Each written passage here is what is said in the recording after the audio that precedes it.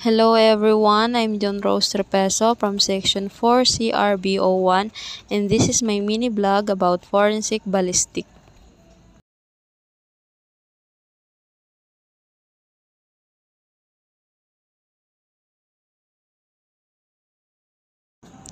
What is ballistic laboratory room?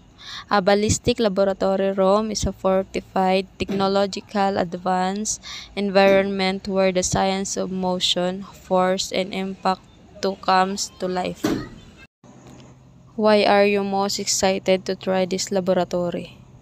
Answer.